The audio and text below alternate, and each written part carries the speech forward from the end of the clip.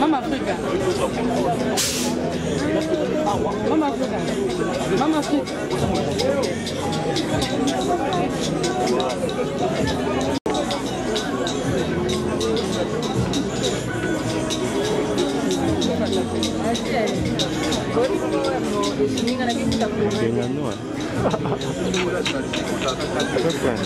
Olha bem o WhatsApp. É meio bem na bina.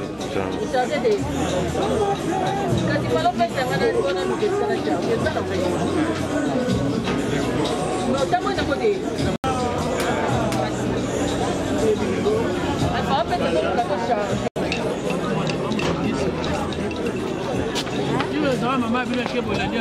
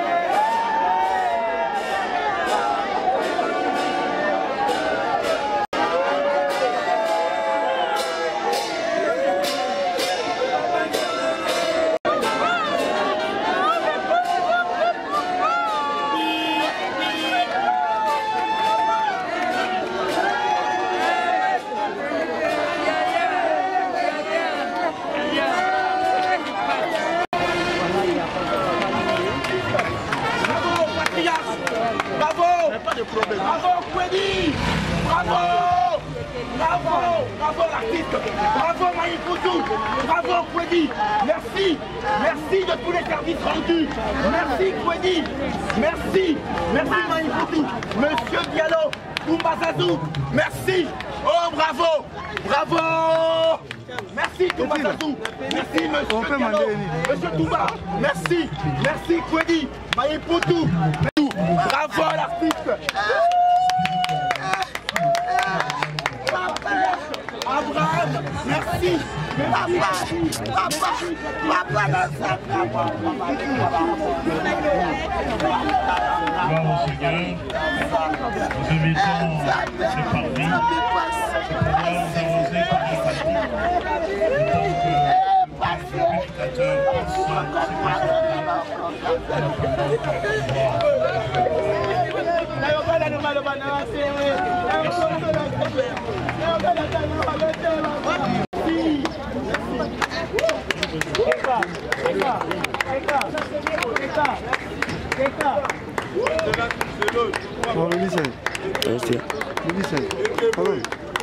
Bonjour l'actrice. Président Sonny Boyokayo, un mot par rapport à Papa Kody. Merci Kody. Ouais, en fait, nous sommes tous dans les regrets et reperdre Papa Nabiso, Koko Nabiso, Kody. Parce que ceux qui totali Papa Kody, Aza Koko Ponabiso, Aza Koko Ponabiso. Non, la dernière fois, Nazarina Papa Kody, na utaki Sosimat, na memi na voiture na liboso ya saute mouton à RTNC. Et en fait, ce qui m'a un peu fait rire, c'est que na memi papa, bazaki belé na arrière, na moni Papa Kody, je me suis arrêté na memi papa. Na nzela na lukito solana papa, c'était pour la première fois. Merci papa, bonne santé. Papa Epsinga non nada, ça va, naza bien. Epsinga nada, Epsinga ça va, na bien. Papa Kody a tuninga yozana.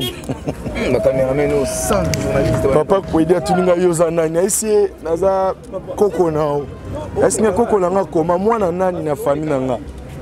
Ici mwana ya baktero yo format moko format pengai. Est-ce que outil groupe ni ici naza ressortissant un groupe Sinar qui est pas président Caleb. Est-ce que komono nanga. Ici master. Maintenant on a mon hôtel. C'est parce que dans cette déguise, on a joué à Boété, nada. Dans l'accès qu'on a, image, dans un papier événement, on a moroboué, dans un bâtiment à scène. Elle a talé en epsilon. Oh, il y a un métier qui a moi aussi, on a rappelé sur l'auto, ils ont théâtre. Et c'était papa dans cette déguise à rap, on a joué. En fait, après ça, un conseil, il m'a dit au monde de Totelemi na yo. En fait, tu fais une yoto solo la lelo. Au monde na ce qui ça. Monde na za simple, za la pe lobi na ba robengo pe koko. Za la pe bongo ndenga na za na o lelo. Et ça pour la première fois. Non, pour la première fois tena mona na Papa Kody. Mais ça qui mbali boso to solo la na ye. To solo na ye pe singa conseil on a ebisibino ki ebisenga. C'était pour dire quoi? Que bolingo ezala. C'était une façon de dire que considérer Moutouata nano a commis plus yozate. Ce sont des papas automona guité, lobby Papa Kody fingani na comédien moussou sur internet et plutôt na télévision parce qu'à l'époque je pense bah c'est là Papa Kody bah internet et zala guité mais tout le monde a Papa Kody to maman nani boy bah fingani to nini boy. Il faut qu'il y ait l'amour. Bolingo fo zala. Papa na biso ba otika biso maman na ngai bisanga eloko moko bisanga master jour au monde nga na simba nzete yeba yo komi papa donc pour dire qu'il y a komi koko donc nyonso ya zo sala pona nga area za maman nga pena za gentil au sala ngwe pa bana nga donc tozo kola toza ki lobby ba artiste le lobby to komi pe net ngai depuis 2004 au sein du groupe Sinar qui n'a eu en 2012 na sali groupe nanga Tilelo. Donc pour dire qu'il faut tous avoir exemple à suivre. OK. Le lo bateau tozaki celui likambo. Moni le lo zala benga président Lombe, benga président Massoum. Pour lo biso comme biso ba président Massoum, biso ba président Lombe. C'est que vous allez passer. Donc Nzambe azwa lokumu apesa biso papa na biso alaxi biso nzela azui épée. Tozara wana rolele donc à part awanga bati instrument na victoire tozobeta vraiment concert place ba OK kuna d'accord tobina aza mobali mabe mando banandenga papa balila quand on sait jamais merci ba makemba lelo obi non yo ka ba ventre passe non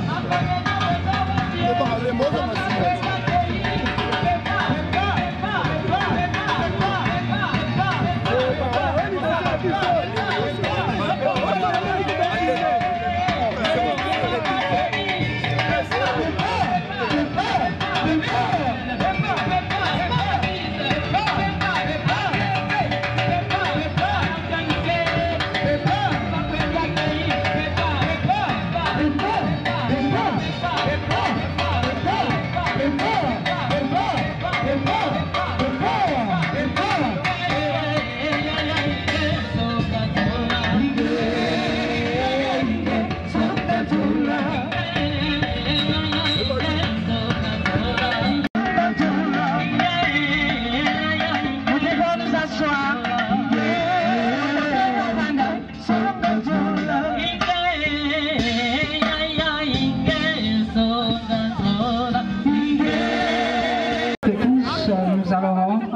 à cet acteur plein de talent qui vient de nous. Et voici le témoignage, nous aurons le mot de l'Association nationale du théâtre populaire congolais qui sera suivi du mot du groupe Samba. Après, nous passerons la parole à la Sophia, les enfants, la famille qui sera suivi du directeur de ressources humaines, la radio-télévision nationale, de l'acteur et nous passerons la parole au gouverneur de la ville d'Église. Merci beaucoup à nos téléspectateurs, merci beaucoup à tous les fans et à tous les téléspectateurs de Super Promo Télévision des A40. Nous sommes là, ici, sur la RTNC1. Bravo, l'artiste Kwedi. Et puis merci la présence de Nabiso, chaîne nationale, en tout cas, de reconnaître Papa Kwedi. Nous sommes là, na 50 ans. Nous sommes maintenant ici à la RTNC. Tout le monde va collecter à Moussala, tout le monde va bichou la reine. Par rapport à l'image, moi, interview et Kouratété. Merci beaucoup. Bonjour ma bichou. Bonjour ma Fleur. Mes condoléances. Hein? Merci beaucoup. Oui, merci beaucoup. On est avec toi depuis le Boutou. Oui, qu'on assisté à V mortuaire Papa Kwedi avec mon coach Nabino. Le monde organise tout na souté parce que tout soleil déjà là. Organisation nion so et salami. Ma bichou la reine donc moko ya monde ya artiste. Qu'attends-toi? Ils ont le beloni. Et puis ça est sengo. Et sengo makasi vraiment pour honorer Papa Mbiso Kwedi. A mérité hein. Donc, PCK, bravo. Et bravo l'artiste. Merci beaucoup. Le lopé de Moni, maman dit à la morgue. Tchèque morgue, Papa Kwedi la morgue, maman dit à Koufi. Je ne sais même pas comment vous s'organiser pour un accord payé à maman dit. Bon, maman dit à Beli Mingi, hein? Maman dit à Beli Mingi. Assistant épée. Oui, maman dit à Beli vraiment. Papa Kwedi à Beli. J'ai dit non, on a RTNC, bien sûr salaire na une prime. Vendredi ndé après que soukulande ya koyaki akoya kufi. Abilité donc moi ni mutabeli na mutabelité. Et émotions à rendre donc bango nyonso tout baza ba ene na biso photo lela bango kaka ngako mona boye sanga bien. Oui, merci beaucoup, mais il y a eu des réclamations par rapport à l'organisation Papa Kwedi. L'artiste belé bakufa, je ne sais pas toujours mais comment au solo là. L'organisation c'est comme si vraiment ils sont en ordre. Na petit pour qu'on passe sous message na bakonzi amboka puis bato nyonso tout basali ki matanga lelo ils ont bien organisé pour ba o nyonso tout batikali. Vraiment, on peut ça vraiment na bakonzi ya mboka vraiment batala biso pour comment on a boé ils a pas battu puis Papa Kwedi c'est pas n'importe qui hein. Donc Papa Kwedi a vendu sabato ba mikonzi lelo o baza mikonzi lelo batala Papa Kwedi donc baza ba bazan ba souvenir ya Papa Kwedi belé donc il fallait kabalele dans honneur. Oui, nous sommes aussi organisation ezala. Ezala kaka, ezala bongo donc le banini injustice ezalate, mais habiter son le banini parce que mutu na mutu azana ndenge na ye olobi na papa na ngamoko alobi moi le bezate mais tous les papa. Et merci beaucoup, merci maman Bijou, merci cher ami Antonin, nous sommes là. Voilà, je suis aussi avec Zidane. Zidane, merci. Tout sur le monde. Montez-moi que tout sur le monde. Allez, comprenez. Non, merci. Mes condoléances. Merci Flore. Bonne santé. Ça va, c'est bon, ça va. Mon papa Kwedi ici à la RTNC. N'habitez pas, tu sais, nous, le qui beaucoup fait la trop. Et là, il y a beaucoup de choses. Puis, il y a des rapport, tout ça, artistes et comédiens. On a évité pas que les gens l'équipe organisation. La Monique et Zidane, aux Awana, bisous, beaucoup de musique. Nestukuna, Eza, Bakondi, Yamboka. Ça te fait comment quand tu vois tout ça? Au Bassal, l'artiste et comédien. Pour la papa Kwedi. Bon, c'est normal, au Bassal, si Makan de lobby, vend à Bango, aux Ezalikolo, Ezaliboso, Ezavant Autokuti, ça m'a bêté. Surtout au Vandi PA, ils appellent ma bêté. Les organisations Mboka. Vous savez, Papa Kwedi n'était pas n'importe qui, Aza icône. Notamment Aza icône, il faut Mboka servir. sauver. Mboka eza na ba branche ebele. Ba politiciens bazali, ba mécènes bazali, au monique ezo sandé tozo monela ba bi pe mokonza mboka ko ya ko sala dernier hommage. Donc il faut ordre zala. C'est biso ta toza boye, toza bana tozo lela ka papa mais to yamba ba biso biso to kufeli. Donc biso ko telema ba konzi ba ye biso to yambi bango donc ba vanda. Mais kona moi bon to solo la babi, fallait bino dans la place na bino pe, et ba honorer une place na place pour vanda, ba ça plus moins valeur mais boye belé bo telemi. Donc je ne sais même pas donc to solo la po ba royo kapé. Te na matanga nyonso ba musu ba vanda musu ba telema. Vous artistes comédiens, on va voir ba vandi la tante so na monene to lekinde ebele. Tozande ebele, moni tozande ebele. Moi de la fin la famille na yemoko parce qu'il y avait déjà des querelles par rapport à la famille et tout. Qu'est-ce que vous nous va pour na condoléances na famille éprouvée seulement toye baka de netoza vivant surtout ba papa ba ko bongisaka. Voyez un peu makambo ba basimi balemisa minei yango créer ba problème yango zo créer ba problème. Ata robot na ba sebele mais sangisa bana so bana baza uni ba maman ata ba yo qualité tali ba bana baza uni raison pour laquelle moi ba makambo zo bima boye après la mort ya ba makambo belé donc il faut ko bongisaka kufa ndenge zo ya tozo ebate ato boti libanda sangisa bana libanda bana baza eloko moko. Voilà. Oui, merci beaucoup Zizou, merci beaucoup à tous nos fans. Hein. Je le répète, elle n'est pas seule. On est là avec Mabéa P, camarade, copine, meilleure amie, la maman Chaco, malgré Atika Bisso. Donc voilà, Azo continue toujours dans le groupe sans souci. Elle est ici avec nous. Bonjour maman, reconnaissance, bonne santé. Bonjour maman, santé ça bien. Comme on a eu maman Béa Lokilo, comme on a scène Babenganga Mabéa. Mabéa, ouais. Merci beaucoup Mabéa. Le papa Koda Tiki Bisso. Déjà il s'en a longtemps au yoka qui lui papa dit Tcheko na morgue. Et ça là qui comment? Maman, ça là qui nga bien té. Na comprendre té vraiment ba comédien to salinini. Samba ko limbisa biso té. Président Tcheko na morgue, na ke ko lela kune pa na bango. Na zongi mercredi o baso kunda président Tcheko, grand frère nanga papa Pascal Lokilo Ngunga na batadi ya kufi.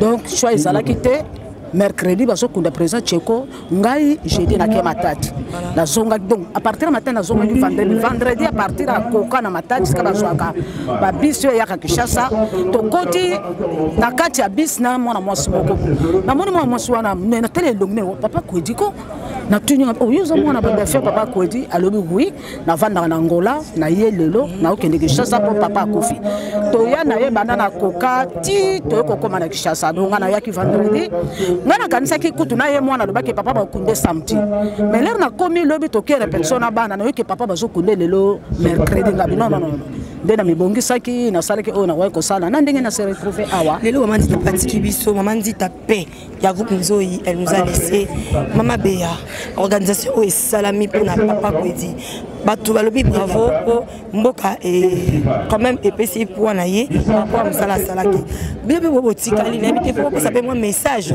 hein pour na o batikali pour l'organisation lelo tout le monde est content ya komona kolela papa Kwedi na kati ya RTNC1 donc voilà n'habite sur cause d'un message passé au gouvernement. Oui, message ezali vraiment et là quand on a remercié gouvernement na biso atika kabisote à tout moment ce problème ezali atika kabisote tala papa nanga o kuta sa papa nanga ta grand frère ya nanga Kwedi azala ki soki a moninga petite sœur ça va donc le lot tala bonheur o ya Joshua grâce au gouvernement vraiment et puis na repère ça concerne biso ba to sala oyo tout l'exemple ba papa oyo tata oyo na yebité to lo baté kaka ke malamu na yepo aza souté non bandanga na kota na monde théâtral 99 tilelo na yoka mabe na tata ote na mona pété tout l'andana exemple na bana basa na bana mibali ya papa oyo bango na ba mama chaque bazala ki ba idole na biso lelo batiki biso tout la na quand même lokolo ya bango wana. Merci beaucoup Maman Béa, merci à tous nos fans. On est là au continue tous en RTNC1 pour ça papa Kwedi ba valeur na yé là dans mon face là je suis avec Rufi la merveille et ya Piroger ba école papa Kwedi na kati RTNC1 bonjour. Voilà. Mes condoléances, oui, ça va bien. Merci, je suis là en face de Rufi la merveille, Tantine Linda. Rufi, mes condoléances, bonjour. Merci. Bonne santé. Makanis, ouais, ça va très bien. Oui, merci beaucoup. Nous avons un plaisir comme on a eu mon et papa Kwedi. D'abord, l'organisation, j'espère que vous avez liberté. par rapport à l'organisation ndenge baleli papa Kwedi na ndenge to s'attendait quitter. En tout cas, ndenge lobby to s'attendait quitter. Voilà. Parce que tout le monde a l'air mususu ba makambo mususu. Oye décourageaka. Oye zako pekisa la longue. Pour le banabano ya yobasa musalo te. Ozomona. Voilà. Comment on a le artiste va souffrir. Comment on a l'artiste va traiter. Mais au fur et à mesure, petit à petit, tout le monde a besoin de chanter moqué. C'est vrai que chanter dans le côté, mais pour être bref, n'a pas valeur. Il y a Moussala, papa n'a pas besoin de Sala. Pour ça, les gars m'ont expliqué que tu bota makata zo sala, tu bota mi to kuti to kola a sala. Les lois koufi abandonné au sala. Donc pour nous, on a mérité bonheur et toujours ça plus gouvernement merci parce que ceux qui m'attendent papa Kwedi zaki ya cotisation et nga koza la soni makasi pour yesu yemoko alobaki ngai nzete mobeso basalinga boye kozala bodi pona koni babiso za ba koni mais mobeso ke basal elisali boye ngozande donc le basali honorer papa Kwedi to pesi merci la gouvernement et surtout na association de théâtre populaire qui est ANTPC. Parce que Babundi, l'olenge nini bango kotsa ba lettre et puis papa Kwedi azaki na ba titre mususu olepsunga na yebaki te mais baza ko prendre ngango. Donc pour être clair, merci d'abord na ningi bazola na ba honneur et ngana côté na ngana salaki pe par na ngai ya kolela papa na domaine na musana biso na comédie moi nzembo emela machako lobby bato bazalaki wana ti 5h ngama soko fois donc na beta ki wana ti 5h et alors bato bazalaki décidé donc moi je pense que la paix, courage, la famille biologique, l'artiste et tout. Voilà. Maman dit taper, la mort. Surtout, maman dit taper, tout ça toujours de cœur. Parce que maman dit à Salimingi, Azalaki parmi Bassi au Babanda Théâtre. Alors, courage, la famille biologique, famille artistique, ainsi que de rendre hommage aux Zadine Ponaye. Parce que tant on dit qu'il et le baraté. Donc on a 3 personnes en Baramoko, Tcheko Matondo Kei, Papa Kwedi Kei, il est sous Maman Tita Kei. Merci beaucoup. C'est un message ni le gouvernement. Les Papa Kwedi oui, les artistes Mboka, les artistes Mboka. Beaucoup plus un message pour la bino ba ko botikali. Bon ça comme ça solo batikaka ebembe pour la terre pour ebembe banga pe ko pour la terre. Voilà. Na lisese na lobaka moto ya lali na mabele akbe ya kate. Voilà. Kasi bawela ka moto akufite. Moto azana bomoyi ezali ba mingi surtout génération groupe salon wana basali mingi. Ba oyo balandi ba o bazakoya soki habitude wana ekomi adopter ekozala honneur même tina bato oyo ba elelo. O ba elelo oui. Donc ça na ba valeur na ba honneur. Donc cela veut dire bawele la paix santé ndenge bawele en fait santé ko tokoma ko sepela ndenge mama de nza charge pe ba comédien ebele parmi des tinga pe dans na kati na zo soin sur le santé dérangé mais ça na bato mususu o pe na basi ba soin ba ni na bangoti maman dit ça c'est la maladie parce que vous avez pétant ya romona maman dit ta na koma nzambe na koloba te ngana na kotala maman dit wana okusa mais loin de yeux près du cœur na balo lenge nyo surtout oui, comme la rabisso, tout ça, toi, sister, na balolenge belé. Donc voilà ce que je veux dire. Oui, merci beaucoup, président Brufi la merveille. Il n'est pas seul avec nous. Na Mpandi na Yazana Piroger. Piroger, moi na Mboka. Azapé artiste et comédien. Azapé na Katia musique. Il y a le roi de la forêt, ouais, Ranson. Bonjour Piroger, mes condoléances, bonne santé. Bonjour ma soeur, la condoléance na Batutu, à la bisso. RDC tous en deuil. Tu coupes l'artiste mon aîné. Oyo azaki icône ya théâtre na biso vraiment ba o bakola na ba série na biso ba yebi que l'air wana ezaki lokola récréation quoi so boyiga laissez tomber panzela wana laissez tomber tout le monde donc to koti na banda tout le monde to geta la groupe Salongo parce qu'on a gata groupe Salongo na to kuta ba papa Kwedi to kuta ba papa Sonzo tokuta ba papa Shaba ba mama Bomengo tokuta ba mama Linga tokuta ba Lipati donc tokuta bango nyonso tout ba mama Pembele ba ibale mondial tokuta bango nyonso tout baza ba papa o ba bercer jeunesse na biso ba l'acception nzela mo ba te biso na nzela ya théâtre alors bazo mérité vraiment bazo mérité maman tout le monde a mérité présence nanga malgré multiples charges nanga na zanango ben je me suis dit non je vais faire de mon mieux na zala wana na mona babsek ya papa Kwedi ndenge zo le rapport na ko rendre ba dernier hommage na ye. Qu'est-ce que vous avez à dire na gouvernement na biso pour na honneur oyo ba pesi papa Kwedi ba tiki biso? Merci en commençant par le chef de l'État, gouvernement Mobimba de la République pour la reconnaissance. Oh, ça reconnaissance. De reconnaître la valeur de papa Kwedi, les liens dans la dimension. On a montré qui est reine d'Angleterre. Dans Congo, dans l'organisation. La chaîne nationale. Et le candidat de la chaîne nationale, dans l'organisation, l'autorité peut s'allier. Donc, c'est pour moi le rôle de la reine d'Angleterre, parce qu'il y a Bissau à Congo et les Kahawa. En tout cas, ça fait honneur. Tout ce pays n'a pas merci mingi na gouvernement. Basa la paix boue pour na baza vivant. Au moni et l'on a plaidé toujours l'on a lobaka. C'est pas bien on aura toujours artiste na biso à titre posthume. Vous comprendre? Ça serait mieux il y a honorer bango leur baza vivant. Leur baza vivant on a tenu tout le monde ba maman linga zo tambola na jeep. Tenu tout le monde ba maman pembele zo tambola na bien jeep zo sepela. Pour basala musala tenu tout le monde ba papa batikali ba papa so théâtre batikali bazala la bonne vie bazala reconnu na gouvernement lorsque bazana vivant. Parce que moi je connais papa Kwedi, moi je passais dans la ville, chaque jour dans la ville, dans le papa Kwedi, na arrêt à pont matete, on a trop. Dans mon égard, c'est la transport. Mais tala le long de kundami, na honneur surtout à boyer. C'est bien. Mais au batikali, ça serait plus mieux encore qu'honorer bango lorsque baza vivant et vous avez plaisir pour na ba au peu